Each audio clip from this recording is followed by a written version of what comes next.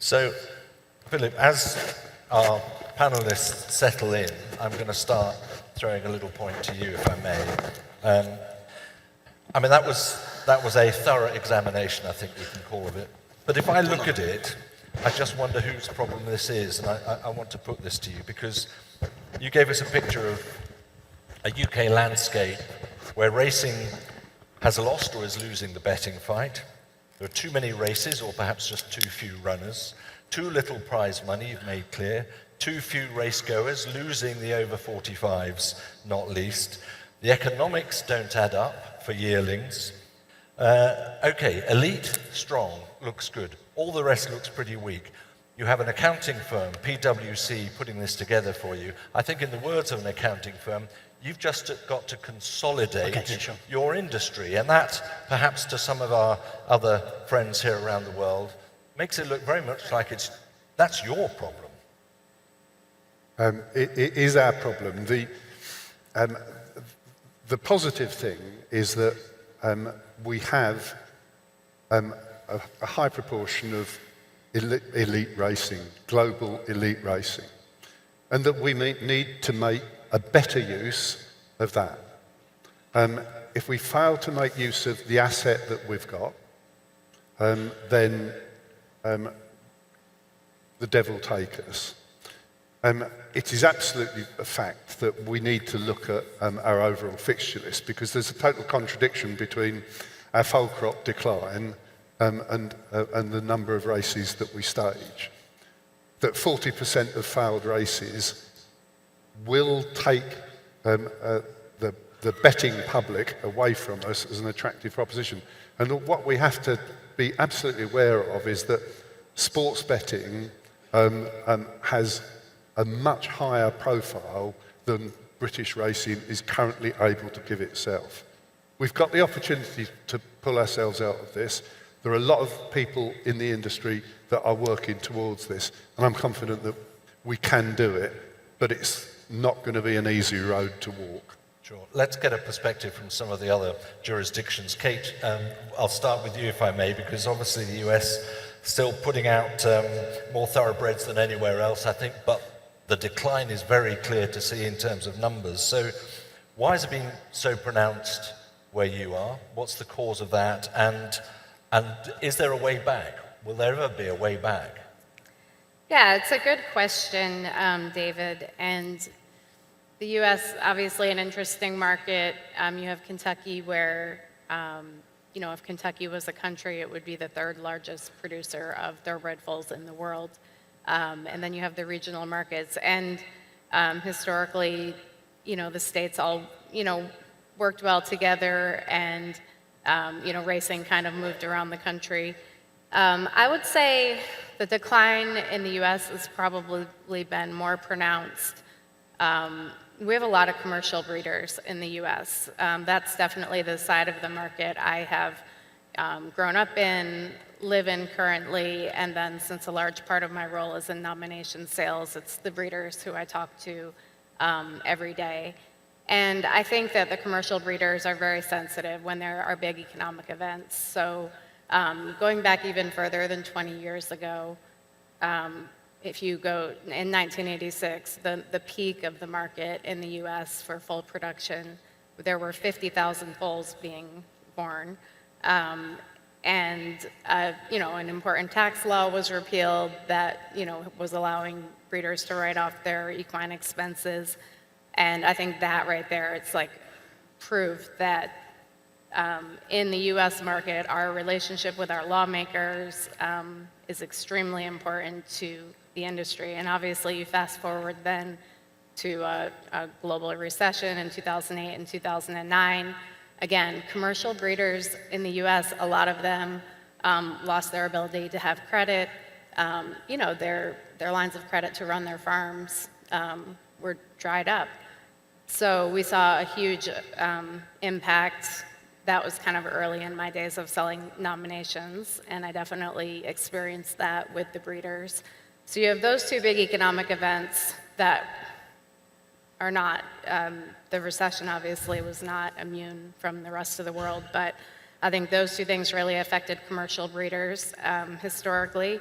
And then obviously the same challenges that all jurisdictions face, which, higher cost of production. The market's really honing in, obviously, on the high end, as Philip pointed out in his presentation. And when you breed these horses and, boarding them, prepping them for sale, at that point, they're all possibly at the upper half of the market, and the amount of money you're spending to sales prep, veterinary costs, obviously stud fees is a big part of that as well. So I think those costs of production, again, the competition for the gambling dollar, all of the other challenges we've all talked about all week. On So top how of that, yes. how do you turn that round then? Yeah, so I don't think we're going to get back to in the previous numbers, but I do think, again, the tax law that was initiated last year, it's had a huge impact. Obviously we saw 2025 yearling sales. You had Keeneland in 12 sale days gross over $500 million. That was up 20%. Fasig-Tipton at the Saratoga Select sale grosses $100 million in 2 nights. And that's obviously that trickle-down effect to the U.S. breeders, mostly in Kentucky, I will say, is huge. So I think that, just 2 days ago, Fasig-Tipton had their last mixed sale of the season, and that sale was up 56% by median. So massive increases. I definitely don't think we've seen the end of that. And then we've obviously got, in addition to the favorable tax laws that are now in place, record purses in Kentucky due to historical horse racing and the leadership that we've seen with the government in the state of Kentucky. New York, as Philip mentioned, is very similar. So those are huge positives. The work that HISA's doing, the Jockey Club, to make our sport more transparent, safer, allow us to have the social license to operate in a world that's getting further and further away from an agricultural base. And lastly, what we've always depended on, which is demand from other countries who are buying our yearlings. And obviously right here in Saudi Arabia is actually the largest importer of U.S. bred horses. Last year it was between, the last years it's been 15 to 20% of our export crops. So those are reasons to be encouraged, but we still have a lot of challenges. I don't know that we'll ever get back to the numbers we were at. And interesting the points you bring in there about governance and leadership as well, which we'll come to with Jane a little bit down the row in just a moment. Before we do that, 2 things. My phone is already buzzing with some questions coming in from you in the floor. I should have said in any case, please don't forget, just go to on the app, go to our session, and you can submit your questions for our panelists at the same time as we're on the way, working our way down the row, if I can put it that way. There are dark clouds, there are 1 or 2 bright rays of sunshine in this full crop story as well. I'm going to turn perhaps Yokio-san now to you for a ray of sunshine, because the Japanese breeding industry has remained robust for some time. Okay. How is that? What are you doing? Okay. We've seen the continuous increasing of the fall crops for the last 5 years. 2020, 7,500 to 2025, 8,500. So 10% increasing. And over the past 40 years, in Japan, I would say we here is not only me, breeder, it's including JLA trainers and jockeys, all the industry in Japan, I would like to say we. So we've been working tirelessly to raising awareness of horse racing and expand its fan base, especially for the younger generations. And this has been achieved through various channels, from traditional media such as TV, radio, and magazine, to the internet, video games, and manga, and TV programs, and TV dramas, and more recently, social media. In particular, we have made a lot of effort to gain fans who support individual racehorses rather than viewing horse racing simply as a gamble. This can be achieved by solely telling of each racehorse's pedigree backgrounds, character he or she has, and training progress leading up to its racing debut. This mirrors the experience of supporting a favorite athlete like a Premier League. For example, going to the stadium and watching a competition and cheering on the team. And these efforts have paid off, and horse racing in Japan has captured a broad demographic. It has attracted numerous racing fans who watch races as a sport and cheer passionately for favorite server and jockeys. And this is a very important, sharing the excitement together. There is no doubt these are contributed to massive betting turnover in Japan. And in addition, since horse racing has attained this status, successful business people are dreaming of owning horses, and which has led to increasing number of owners in recent years. Then this in turn stimulates server sales and contribute to an increase in the number of falls. So this is what we have done. It's interesting to hear how that direct correlation between fan engagement and your breeding stats, which is obviously the top and bottom of the structure. Andrew, let me turn to you and get a sense of what's going on in Australia and New Zealand. You had the yearling sales, some good results there, some strong clearance rates as well. What does that say about the strength of the market across the piece? It's been a robust start to the yearling sales season in Australia, and the picture for us is a little bit brighter than some of what we've heard earlier. Strong clearance rates, stable average, median and gross numbers year on year. The number of yearlings sold in Australia has remained really solid, around 4,000 yearlings per year, and there's really positive signs that producers are meeting the needs of the market. My background is not really in data and statistics, but it's in content and storytelling, so I think there's a really interesting story to be told around why the yearling market has stayed so stable in Australia.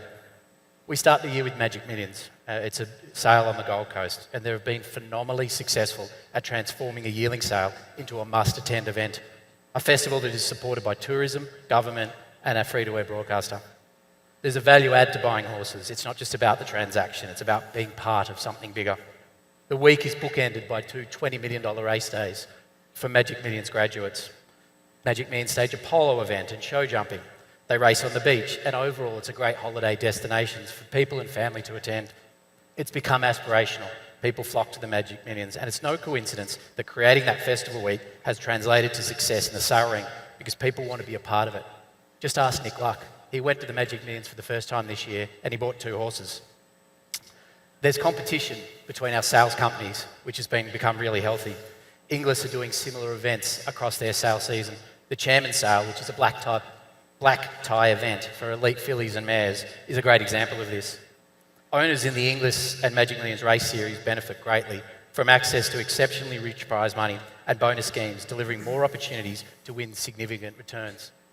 Our friends in New Zealand had a really good Premier Karaka sale a couple of weeks ago, and they have a similar approach. They've made it a destination for tourism and entertainment inside and outside the sale ring. Karaka also took the approach this year of cutting back slightly on the volume of horses offered, which increased the returns. The aggregate was up nearly 10 million, even though 80 fewer horses were catalogued. One of the reasons that the yearling market has stayed so strong in Australia is the breadth of the ownership group that we have. 1 in every 200 Australians owns a piece of a racehorse. 1% owners are accepted, embraced, and they're celebrated, often acting like 100% owners, and that's not a bad thing. Owners become advocates or influencers in the truest sense. They tell their friends and colleagues about their horses. They attend the races, they watch the broadcast, they engage with wagering, and the money flows back in form of prize money. So not only are owners enjoying a great ownership experience, they also have a valid chance of recouping their investment. The average race in Australia last year was worth $54,000, and the dream is alive that one day you might have a horse that wins $1 million race. On average, there's one of those every 3 days in Australia. But it's not all good news. There are things that we do need to be concerned about. The sales companies are reporting there's not a lot of new money coming into our industry. We'd always like to see more international investment, and that's really important. And the bottom end of our market in that $0 to $100,000 yearlings is becoming a bit sticky. So that's something that we need to stay vigilant on. Also, while prices are holding relatively steady, the cost of production is increasing. We've heard a lot about that earlier from Philip. And finally, in Australia, we actually don't know for certain that the reduction in the foal crop is necessarily as bad as it seems on face value. We don't know the ideal foal crop number, and some sectors are suggesting the reduction in the foal crop is actually a sign that we've become more efficient at breeding the foals that we need to meet the demand in the market. There are other metrics in Australia to measure the health of our industry, such as number of individual starters, which is increasing, and the number of individual owners, which has increased significantly over the last 5 years. So there's plenty to be mindful of. We can't rest on our laurels, but perhaps we haven't got quite the same immediate concerns that other jurisdictions have. Okay, interesting. Thank you for that, Andrew.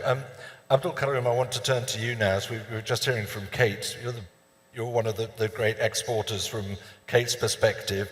You're also building a breeding industry of your own. And I just wonder the extent to which you've achieved that. Are you looking at what other traditional nations are doing, or have you developed your own strategy for that?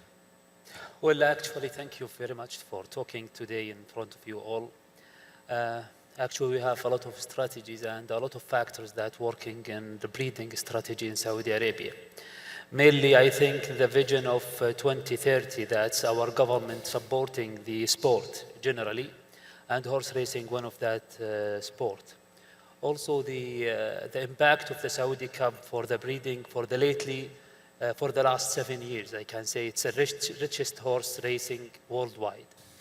The impact of the Saudi Cup makes the profile of Saudi in the top of the worldwide, making us high qualified horses coming to us for racing and for the future breeding as stallions. For example, Emblem Road now, one of the most expensive horse in the world.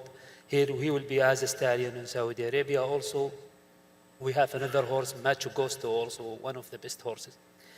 So I think also we have a lot of strategies. Yes, we are going forward for the previous countries producing foals. However, we have also our own strategies. Saudi Arabia, they are the leader in the horse in the Arabian breeding. So the land is there and the basic is there. But for the horse, for thoroughbred racing, now we started since maybe mid-80s. And now we are going forward. I hope, inshallah, for the next years, we will have very good horses, local bred, run inside the Saudi Cup and also in the global, inshallah. And how do you balance, if I can put it crudely, your imports with your local bloodlines? What's the principle there? Well, yeah, I think we have good stories for the local bred stallions, such as Najm al-Thaqib, who is a very good stallion. His daughter Nashmiya went to Dubai and wins the 1,000 guineas. Also, we have some stallions, as I mentioned, who will come to run in Saudi Cup and hopefully will have a very good future in Saudi. Local bred horses still, we are not trusting them a lot to be as a stallion in the future, but however, inshallah, for the future, we will have a very good horses. Jane, I've left you to the end there for a reason, because I think you've got quite a holistic perspective on sustainability and what it means for racing. I mean, obviously it can mean many different things, but what is the driving message really in terms of, here we are with a breeders panel, you're a breeder yourself, so what is the driving message in terms of what sustainability needs to look like? Thank you, David. Firstly, I just want to thank the Asian Racing Conference and the Jockey Club of Saudi Arabia for organising this brilliant, good job, thank you, and allowing us all to speak. Sustainability means the word means so many things to so many people. And I thought, I have got this broad-ranging question that could go anywhere. So forgive my notes, I don't want to ramble, but really, you're talking about here, we're not dealing about carbon or environmental issues, although clearly they are impacted by everything. But what we really need to be sustainable in breeding and racing, and I think we have to always include the word welfare. We're a little stool with 3 legs. Breeding, racing, welfare cannot be ignored, and they have to be thought of as one entity rather than separate entities, but we're looking at financial sustainability, we're looking at human sustainability, equine sustainability, and let's not forget the cultural sustainability that pulls that all together. And then, of course, we have to look at the holistic thinking for organizations around those remits of sustainability. So just briefly, because I could talk for hours, if Philip has set the scene quite nicely, prize money structures, the economics of breeding, the owner's returns are all important for financial sustainability. Investment is important for financial sustainability. You know, we're asking ourselves a lot of questions about how we're going to do that, but without any answers. So I thought perhaps we could look at a couple of reasons that we're asking these questions. Philip mentioned there are commercial breeders and there are owner breeders. I don't really sit here as the CEO of Sports Boulevard. I sit here as a woman who, a little bit like Philip, is very passionate about the sport first and foremost, and then very interested in the world's most expensive game of chess, which is horse breeding. And so I'm neither of those things. I am an owner breeder. I breed horses that I like to race, but I try to offset the costs of that by breeding some commercial animals to sell. I think the people like me are getting, and the smaller breeder, and now increasingly the medium-sized breeder, are getting squeezed out of the commercial market. And I think the reason, this is just my thoughts, I don't have a PwC analysis, but I think the reason for that is that we are forced into fashion. If I rely on breeding a thoroughbred to feed my family and educate my children, and the only horses that are selling are early 2-year-old sprinters, then I'm going to go to an early 2-year-old sprinter fashionable stallion, and that's the way that I've got a chance of getting a return at the yearling sales.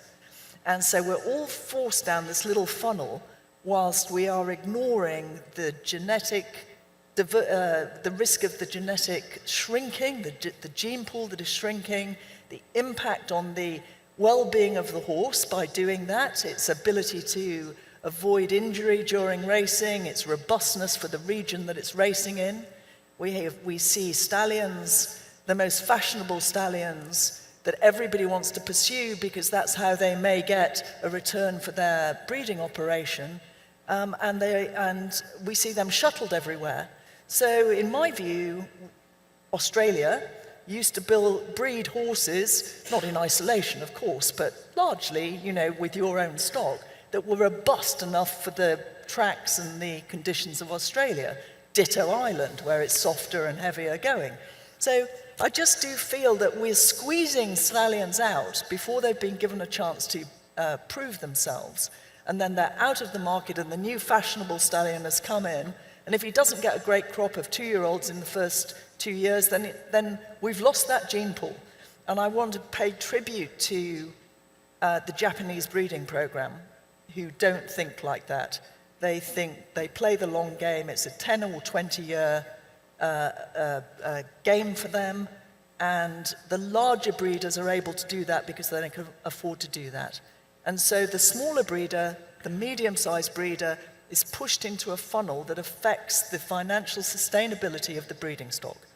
So that's just my view. No, but that's really, I'm going to take that for a moment because I think that's really important. And if you talk to those who are embedded in issues of welfare and something like genetic compromise is extremely important, they would say you have to have, and perhaps I can start with you on this, Philip, you have to have a reset in your perspective as breeders as to what you want from a horse. And if you want them to be as fast as possible, you've got to accept in this declining pool that you work in, that there will be more anomalies, there will be more injuries, there may be more issues with the horses that are coming along. You need a reset in terms of what you want from a horse.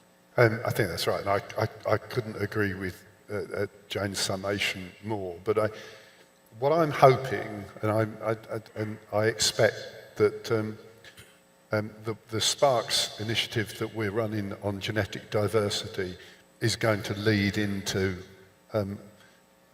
questions about what we breed, how we breed, and that the other issue that we need to recognise very clearly is that it's no good if the breeding industry, as Jane says, runs towards 6 furlong sprinters, if the racecourses have a diversity of a programme that require other distances. And that comes back to my red, blue, green and yellow horses, and that incentivisation and intervention has got to be the way forward. What we can't do is impose upon breeders, but we can encourage them to change behaviour by incentivising them to do so. How might you do that, Kate? How could you make those incentives to change behavior? You know, one of the things I thought about with this question, you know, I really was intrigued by the Sparks discussion you had earlier with, I think that for breeders and anyone in the industry, you have to show evidence, and I think that having some sort of regulatory body, you know, showing evidence of inbreeding that is a negative would be necessary to, like, kind of force decision making. But, you know, Godolphin, both as a stallion owner and as a breeder, kind of in-house, we do what we think is the right thing with the gene pool. First of all, we don't have a hard and fast limit on how many mares a stallion will breed, but we certainly don't have unlimited books. We try to look realistically at, you know, a modern book size that can be competitive, but that doesn't overextend the stallion or flood the market, and just kind of keeps the supply and demand in check. I think when you have an upper limit, you can say no to some mares, because the reality is when you're selling nominations to a third party, if you have room on the stallion and they're a client and they have a suitable mare, you know, it's pretty much a yes. And so the variable of turning the mare down for the potential inbreeding being too close is currently not, unless it's like in the second generation, not something we would do. So I think having book sizes allows you to consider that variable as a higher priority. And then, as any breeder, when we are purchasing mares to add to our herd, if we purchase a stallion, we're certainly looking at how they can complement or maybe not replicate what we already have. But obviously, I think all breeders think about that when they are purchasing bloodstock. Yeah, thank you. Thanks for that. And we could do foal crops throughout the course of the panel. We need to move along a little bit as well. I think we might come back to them with some questions. But Yukio-san, I wanted to broach one or two issues with you when we talk about sustainability. Where are your challenges? Well, everyone mentioned for these sessions, since they're from 1 to 8, maybe they include the 9. I think the staff shortage is a very serious, issue. And again, here, the collaboration could be the key to the resolve. And since 2007, it's nearly 20 years, the entire racing industry, I would say, again, we are in Japan that has collaborated to undertake recruit initiatives, and especially targeting to the younger generations. And Mr. Goto is from JLA, sitting over there, and I am the foundation. We are the very foundation. We made it, the organization, and we are the member of the foundation, ELA, and we cooperate together, together, and making the organization. But I personally believe that it's essential for everyone involved in horse racing worldwide, including racing organization, racecourse operators, breeders, trainers, jockeys, and others in the industry, to share challenges and information in the long term. This is a key, long term, not the short time. Long term, and cooperate to promote our support to the public. This would be necessary for horse racing development and sustainability. That's my opinion. Kyo-san, thank you. Thanks very much indeed for that. Andrew, you've lost stallions in the last 12 months, significant ones as well. What impact is that having on the business? Yeah, the significant stallions, Schnitzel, So You Think, Wooden Basset, all in a fairly short space of time. And the loss is significant, and particularly for the farms who developed them. We're very lucky to have benefited from a number of years. So You Think had 11 seasons, Schnitzel 17, and Wooden Basset 4 at start in Australia, and their influence will carry on through their progeny. However, their absence doesn't actually really leave a massive vacuum. The loss of those stallions gives opportunities for good mares to go to established, emerging, or up-and-coming stallions, and who will now take up that mantle. So really, there'll be a negligible impact to either the quality or quantity of foals produced from last year's breeding seasons and the sales, we don't think, thanks to the depth of the stallion ranks that we have in Australia to fill the gap. And that's one of the strengths of our industry, is that stallion diversity. The top 10 sires by service feed paint a really interesting picture in Australia at the moment, which is possibly not the pure speed focus that I guess the Northern Hemisphere and the rest of the world thinks of us as. We have middle distance sires such as Animo, Dundee, Toronado, and leading the charge Extreme Choice, who despite his fertility challenges still sired the winner of the Blue Diamond and the Melbourne Cup in the same year, over 1,200 metres and 3,200 metres. We held a sale last week, the Inglis Classic sale, and there were some really interesting stallion stats that come out of it. The top 8 lots were sired by 8 different stallions, with 113 different sires represented. Interestingly, the sale topper was by stallion Gaiath, who sired the VRC Derby winner last season, and that's rather unusual for Australia. Top prices are usually held by our elite sprinting sires like I'm Invincible, Zoustar and Extreme Choice. The reason that we can have a multitude of stallions in Australia is that Australian buyers are always on the lookout for unique opportunities and trying to find horses that will help them deliver on that. At one end of the market, we have a blue blood called Autumn Glow, a $1.3 million yearling, who's arguably the best horse in Australia at the moment, by an up-and-coming stallion, the Autumn Sun. There's a story like Half Yours, a very unfashionably bred horse bred by the McKennas to win the Melbourne Cup, was sold at Inglis Online for $300,000 and went on to win the Melbourne Cup and Caulfield Cup double. And then you get a horse like Explorer. $10,000 service fee, was passed in for $24,000 at the Adelaide Magic Millions sale. She's gone on to win 3 European Group 1s. So there is a horse for every end of the market in Australia. 60% of Group 1 winners in Australia over the last 3 years were able to be bought at our yearling sales, and that's more than in the US, Europe and Great Britain. There's a horse for every aspiration in Australia, and you can buy a champion at every end of the market. Okay, Andrew, thank you very much for that. I said we've got questions coming in. I want to draw on 1 or 2 of these now as they sort of help to broaden the discussion a little bit. And here's one, and I'm going to start with you again, Philip, if that's all right. Why aren't all equestrian sports unified under a system which would oblige breeders and competitors to pay a fee for each animal produced, dedicated to support the aftercare of horses?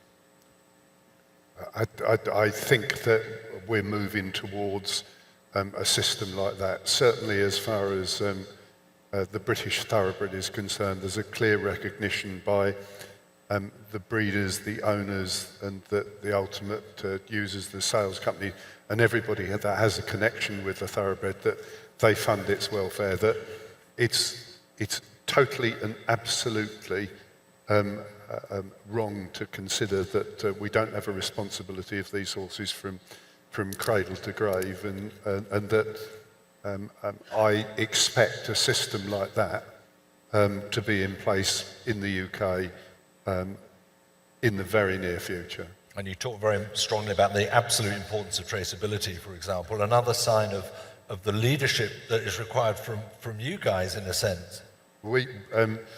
The TBA has undertaken traceability studies on the 2018 and 2019 crop, and that we've traced 93% of the 2018 and 92% of the 2018 crops. We did that manually, and that it meant burning the midnight oil, lots of phone calls, lots of emails, lots of disgruntled people at the other end, but we got to it in the end. We know where those horses are. What we're doing now with that piece of work is presenting it to the industry as a generalisation, because this can't just be a TVA project. You know, we breed, we start the process, but there is everybody else on their own. And that at some stage that we're going to have to make a major capital investment in a full traceability system. Right.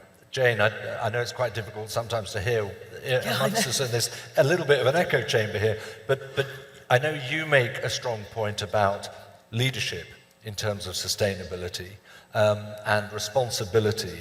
And I think with a question like that, it suggests to me that there needs to be more proactive leadership, whether that's from breeders, owners, right through the system, actually, in terms of creating that sense that you're doing all the right things and you're making it a more sustainable product. Yes, I think governance and strong governance is absolutely essential, and that stems from strong leadership.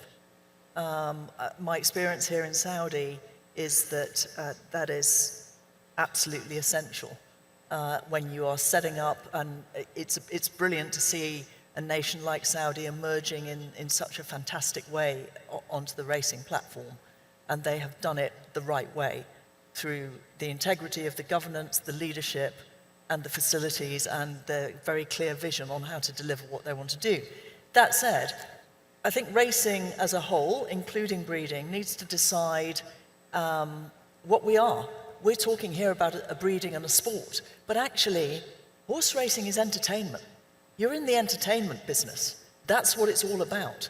And so, you know, we need leaders who are robust in recognizing that in the business of entertainment, just as IPL cricket decided when they were failing as a sport that they needed to produce something that everybody could engage with. And on the back of that, the strength of the sport took off again. That's what we need to do. And we can only do that, we're talking globally here. We have no global governance. Formula One has the FIA, other equestrian sports has the FEI. Every sport that I deal with, and I deal with a lot with Sports Boulevard, they have a global governing body, which comes back to Philip's point about persuading people what we should do, as opposed to imposing. I have no problem in imposing what they should do if it's the right thing for the business of the sport and the entertainment, which means that all of our industries connected with that will survive and thrive. And I just feel that, you know, public trust you earn daily. It's not the public are not going to be fobbed off with something they find unpalatable, which is why we have to link it to racehorse welfare. From the day that foal is conceived because of an action that we have taken, right through to the day that he or she retires as a racehorse. And we've seen some brilliant work, and we've had some presentations here today about some fantastic work, but they are the action of individual organizations, not of the governance of the global sport as a whole.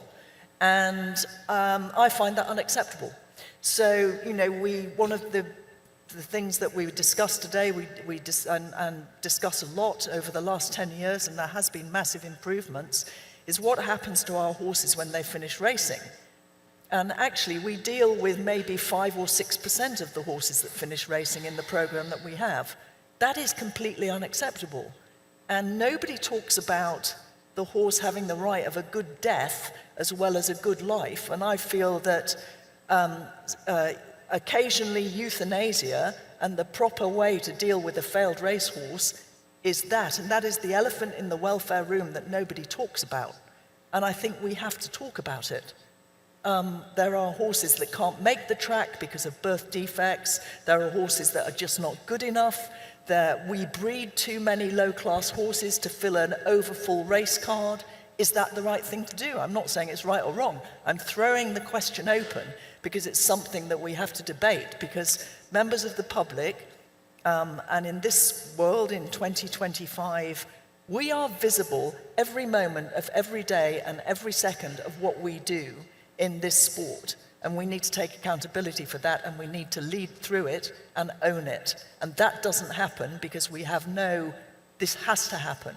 For example, why don't we charge £1,000 or $1,000 every time a yearling is sold, and that money is put into a fund that, you know, invests in the tech and the data and the research that Dr. Chris was talking about earlier.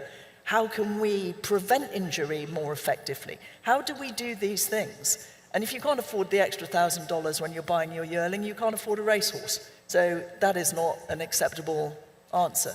So, but nobody throws these rather unpalatable things on the stage, and I'm doing that today, and I think it's something that we all have to think about, and I think the leaders of our sport in every region needs to consider it, and that is my view on leadership. I don't know if you were the lady Andrew was referring to, who was going to be contentious, but It was clearly this lady. you've done a very good job of that, and it's appreciated because these are issues that have to be addressed and confronted. So thank you very much indeed for that. It does bring us actually to the end of our time up here on the platform. And I think there are other areas we could have got to. I should point out Yukio-san, and we should mention this, he's got another very important appointment in the course of this week, because I think you have two horses in the Saudi Cup. Yes. So best of luck to you for both of those horses. And can I just ask you all again, once again, to express your appreciation for our panel. Thank you very much indeed. Thank you.